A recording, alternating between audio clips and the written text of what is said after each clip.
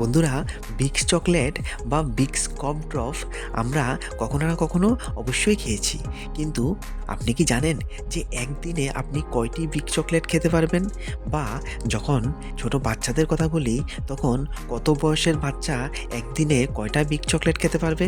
এই প্রশ্ন কি কখনো মাথায় এসেছে? তাহলে আজকের এই ভিডিওতে সেই তথ্যগুলি আমি তুলে ধরছি। বন্ধুরা, গলাতে খিচখিচ হলে বা কাশি হলে আমরা সবাই বিক্স চকলেট খাই। এই জন্যই আজকের এই ভিডিওতে আমি বলে দিচ্ছি যে কত বয়সের বাচ্চা কয়টা বিগ চকলেট বা কতটি বিগ চকলেট খেতে পারবে।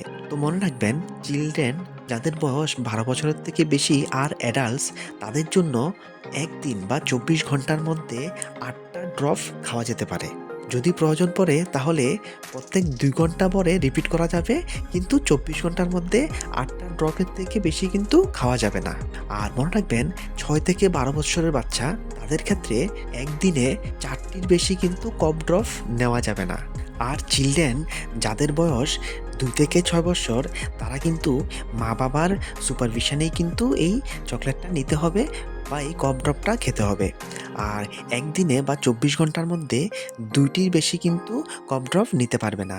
আর মনে রাখবেন, 2 বছরের ছোট বাচ্চাদেরকে কিন্তু এই কফ ড্রপটা দেওয়া উচিত না বা এটা দেওয়া নিষিদ্ধ।